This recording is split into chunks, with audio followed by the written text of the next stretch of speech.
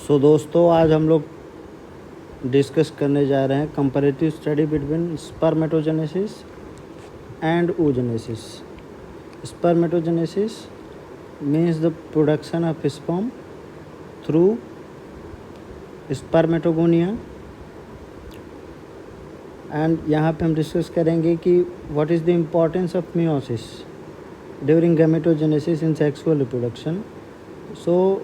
यहाँ पे जो स्टार्टिंग होनी है वो क्यूबाइडल जर्माइनल एपिथेलियम, जो कि ह्यूमन के सेमिनिफेरस ट्यूब्यूल, ये अगर मान लेते हैं इसको सेमिनिफेरस ट्यूब्यूल, तो सेमिनिफेरस ट्यूब्यूल के अंदर क्यूब जैसी कुछ सेल्स प्रेजेंट होंगी जिनको नाम दिया जाता है क्यूबाइडल जर्माइनल एपिथेलियम। तो क्यूबाइडल जर्माइनल एपिथेलियम से ग्रोथ होता है, स्पर्मेटोगोनिया बनता है। स्पर्मेटोगोनिया से फर्दर आप आगे बढ़ेंगे तो आपको जो दूसरा स्ट्रक्चर बनता हुआ दिखाई देगा उसको बोलते हैं प्राइमरी स्पर्मेटोसाइट। तो प्राइमरी स्पर्मेटोसाइट डिवाइड करेगा सेकेंडरी स्पर्मेटोसाइट में। अब यहाँ पे आप देख सकते हैं कि अगर ये हमारा पहला जो स्टेज है इसको हम कह सकते हैं कि ये ग्रोथ फेज़ है, ग्रोथ फेज़। तो वाई ग्रोथ फेज़? बिकॉज यहाँ पे आप देख सकते हैं कि जो अमाउंट ऑफ डीएनए है, यहाँ पे टोटल अमाउंट ऑफ डीएनए जो है वो 2 कैपिटल N है। यहाँ पे अमाउंट ऑफ डीएनए कितना हो चुका है? 4 कैपिटल N।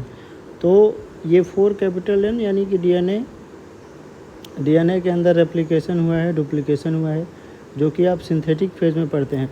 अच्छा, सिंथेटिक फेज़ में एक और जो सबसे ज़रूरी बात होती है उसमें हम बोलते हैं कि अमाउंट ऑफ डीएनए डबल होता है। अमाउंट ऑफ डीएनए क्या होता है? डबल होता है per cell, and ploidy of the cell remain constant. यानी कि सिंथेटिक फेज़ में अमाउंट ऑफ डीएनए का रेप्लिकेशन या डुप्लीकेशन तो होता है, जो कि आपको दिखाई दे रहा है कि 2 capital N situation will be converted into 4 capital N, लेकिन सेल की प्लॉइडी के ऊपर कोई असर नहीं पड़ता है। अब सेल की प्लॉइडी पहले डाइप्लॉइड थी, यहाँ पे आपको डाइप्लॉइड दिख रही है, और यहाँ भी डाइप्लॉइड है। अब क्या होगा? ये जो दूसरा स्टेज है इसको हम बोलते हैं मियोसिस 1। तो मियोसिस 1 के अंदर हम क्या देख पा रहे हैं कि मियोसिस 1 के अंदर एक सेल डिवाइड कर गई 2 में, और जो रिजल्टिंग सेल हैं उनकी प्लॉइडी आधी हो चुकी है। आप यहाँ देखेंगे तो इसकी प्लॉइडी 2 स्मॉल n है, इसकी प्लॉइडी क्या हो गई? 1 स्मॉल n, यानी ploidy will reduce to half and amount of DNA will also reduce to half. Here amount of DNA is equals to 4 capital N, जिसकी वैल्यू हो गई यहाँ पे आके 2 कैपिटल N। और अगर आपको पता होगा तो मियोसिस 1 में हम प्रोफेज़ 1 पढ़ते हैं। मियोसिस 1 में प्रोफेज़ 1, तो प्रोफेज़ 1 में हम लेप्टोटीन, जाइगोटीन, पैकिटीन, डिप्लोटीन और डाइकाइनेसिस। तो पैकिटीन में हम क्या देखते हैं? पैकिटीन में हमने पढ़ा कि क्रॉसिंग ओवर होगा। तो यहाँ पे कह रहे हैं क्रॉसिंग ओवर होने के बाद आपको कुछ ये सिचुएशन देखने को मिलेगा, यानी यहाँ पे डीएनए का ये इतना एक्सचेंज हो चुका है, ठीक है। फिर उसके बाद कह रहे हैं हमारा शुरू होगा मियोसिस सेकंड। फिर क्या शुरू होगा? Meiosis second. Meiosis second is equivalent to mitosis, ठीक है। तो यहाँ पे हम क्या देख पा रहे हैं? अगर ये इस सेल की प्लॉइडी स्मॉल n है, इसकी प्लॉइडी भी कितनी है? स्मॉल n है। अगर यहाँ amount of DNA 2 capital N के बराबर होगा तो यहाँ amount of DNA 1 capital N के बराबर होगा।